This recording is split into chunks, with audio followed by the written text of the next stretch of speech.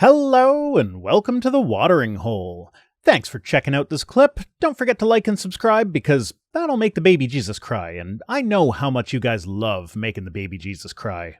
Well, I do want to read through some of this. Republican leaders urge colleagues to steer clear of racist and sexist attacks on Harris. Have you met the GOP? Sorry, Republican leaders, have you met your party? That's not going to happen.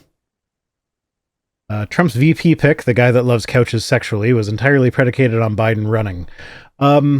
So just to, well, the fucking a glove and a couch thing is hilarious. It is fake. What is real, though, is that he wrote a thing about how he convinced himself when he was a teenager that he was homosexual, and then he recovered from being a homosexual or whatever. And Hillbilly Elegy? I don't know but like that one was real. But I've got some news for you. If you successfully convinced yourself into being gay and then convinced yourself out of being gay, no, you didn't. You're actually bisexual. Yeah. So yeah, he's a closeted bisexual who will campaign against LGBTQ rights. God, but there's so many couch memes we could make. I know. So many. But it's just not true, though. You could have the Pornhub couch where there's the blonde girl and the 5 black guys around her, and then you just have JD Vance, and he's like, and all he's thinking about is the area she's sitting.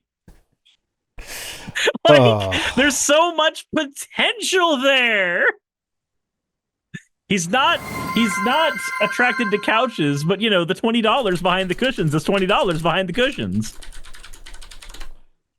I hate that the comedic potential is so great with the JD. People in the chat are saying it's an excerpt. There's a thing, or there's a screenshot of the excerpt or whatever. So this is from Associated Press. Well, here I can just open it up in the thing that I already have screen captured. Yep. Speaking of screen captures, I also just sent you a picture of the makeup to Trump. Yeah, I'm not checking that on purpose. Oop.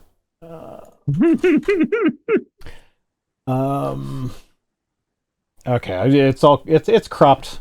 The crop is all fucked up because stuff. But from AP, AP is pretty unbiased, very reliable. Top-notch news source. They're one of my first go-tos when I'm like trying to see how different outlets are spinning things to see like what the actual meat of the story is without spin. So claim Republican vice presidential nominee JD Vance wrote in his 2016 memoir about having sex with a couch. AP's assessment is false. Vance does not write about performing such an act in his best-selling book. A searchable PDF of the memoir includes 10 mentions of the word couch or couches, none of which are related to accounts of salacious escapades. See what I mean? Like they just like, they're so dry about how they're saying that, but it still is just so funny. JD Vance when he's not on a couch. Are they as dry as Ben Shapiro's wife?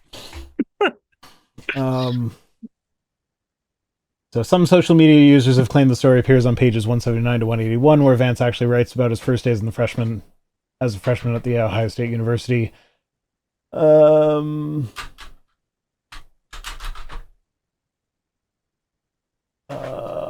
Yeah, so basically it's not there. It's not in his memoir. So apologies. I want it to be true too, because that would be fucking hilarious. But unfortunately it is not. The gay thing is, though.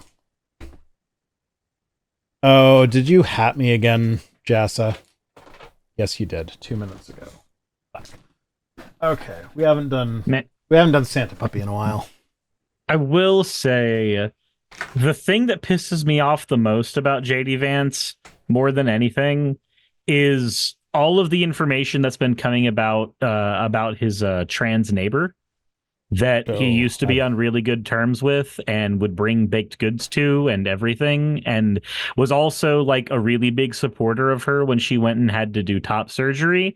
And then as soon as he became elected in Ohio, started supporting the anti-trans reforms because Republican, and it immediately forced a wedge in their friendship. Sorry, that stuff just pisses me off because it makes me realize, beyond anything else, this is the guy who will put his party ahead of any individual American citizen. Yep. That's what he would do if he got power. So that's the thing. I think I have a tweet for this too, so maybe we'll talk about this later. But no, I'm going to forget to talk about it later because that's how I roll. So the thing about politics is that the moment you start having loyalties to a person or a party over top of your principles or policy, like I'm not coming up with these things in an alliterative way on purpose, but it does delight me that that's how it came out. But like when you put individual people or you put the party over top of policies and principles, then that's dictator country. That's how you get a dictatorship and the cult of personality. That's how you get a Trump, where there's like, it doesn't matter what Trump says, Trump is right. Doesn't matter that he's demonstrably lying. Doesn't matter that he's saying something that contradicts something that he's been on video saying before. Doesn't matter that the weather forecast was wrong. He's going to take a Sharpie and change it to make it right. And we're loyal to Trump. So yeah, that must have been the right thing to do. Speaking of weather, after page 600, there's an entire area about weather reforms in Project 2025 about how they want to turn that more into a pay service, apparently. But I need to go into more details on that one. Speaking of Project 2025 and the Trump loyalist thing, a fuck ton of that is about getting experts out of their fields and instead putting loyalists to whichever president gets the nomination. But we know that it was built for Trump specifically. The language just can't be that overt because it would be illegal for them to do so as a PAC. But it's super interesting to me that we get JD Vance proving that he's the Trump yes man on the back of Project 2025 for 2 years, effectively saying Trump yes men are exactly who we need to staff everywhere in the White House, while also making sure that there's more Trump loyalists per person in the Department of Science, and then making sure the Department of Science is able to provide oversight to all of the other sub-departments loyalists or not. It's fucking dystopian. God, I hate reading that document. Thanks for the hydrate, Jessa. Anyway, the main reason I want to get into this, and all of my highlights are gone, so I need to refresh because they sometimes come back. So this is the Republican leaders are trying desperately to get their party to stop being racist and sexist against Kamala Harris. It's already happening. Like, I think it was Laura Ingraham or one of the right wing pundits posted something like, seriously asking, what has Kamala done to earn the nomination? And the replies were just like almost 100% blowjob jokes. Which, like, I get that we were making blowjob jokes about Jill being under the desk while Biden was presenting, but I feel like that's different. It's different because we're not making fun of Jill in any way. They're in a married relationship. We're just throwing things at the wall that could have randomly energized him during a point where he very obviously looked like somebody injected adrenaline into him for a small bit.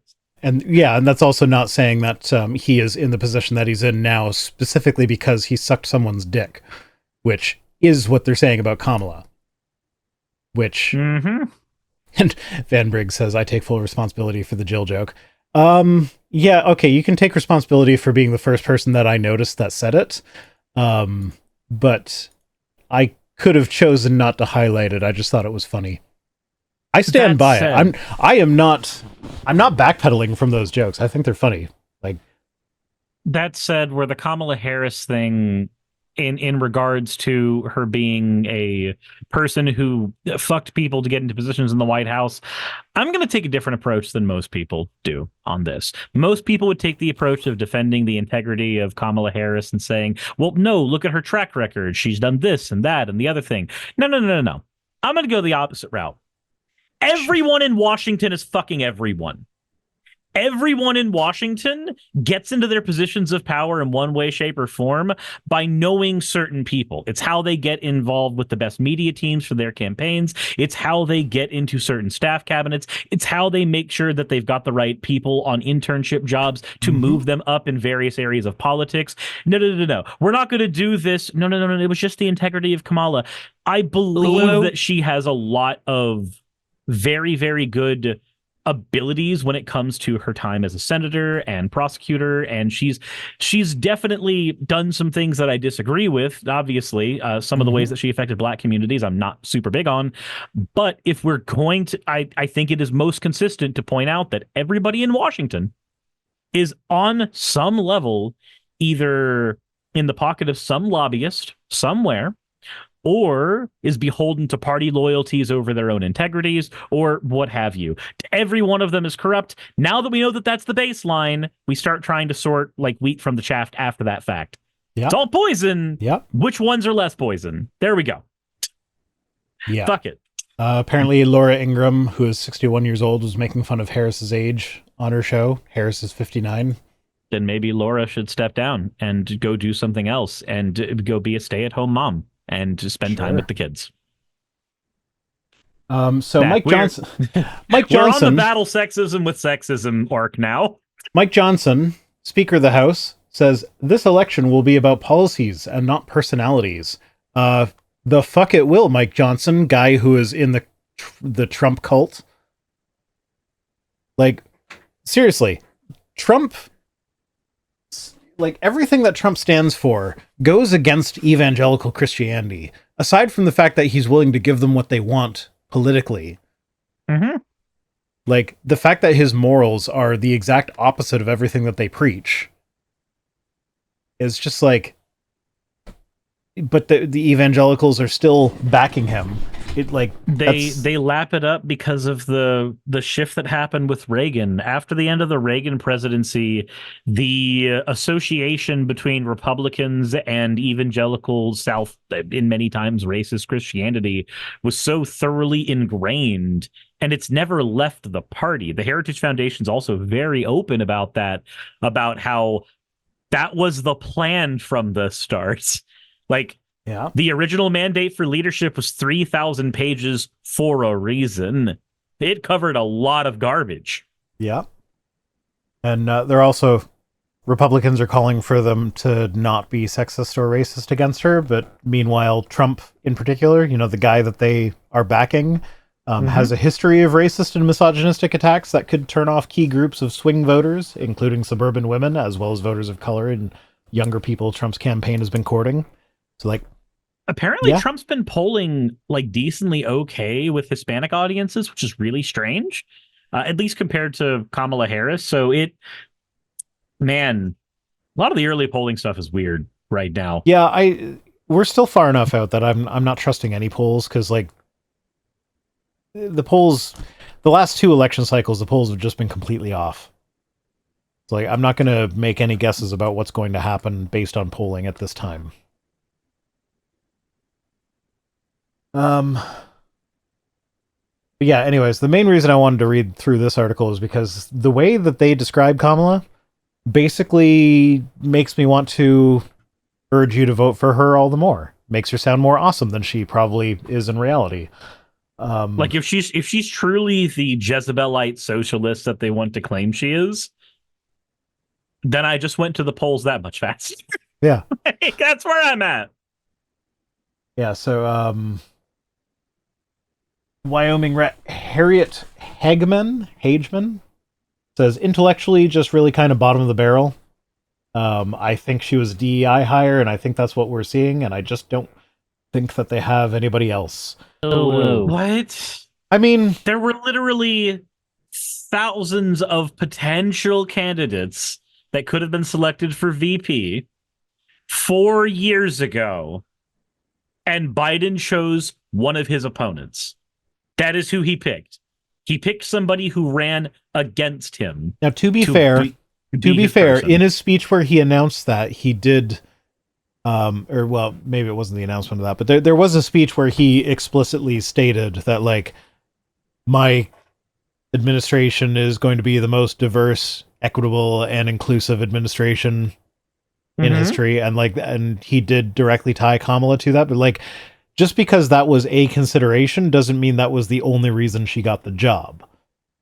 Like, what people think that DEI means is that you have a choice between a black person and the best person for the job.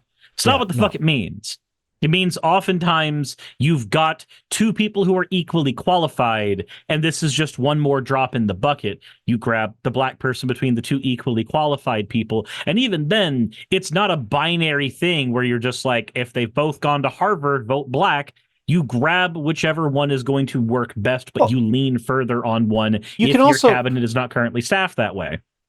Specifically with the government, too, you can also, like, to quote Biden quoting Ben Franklin earlier, it's a republic if we can keep it.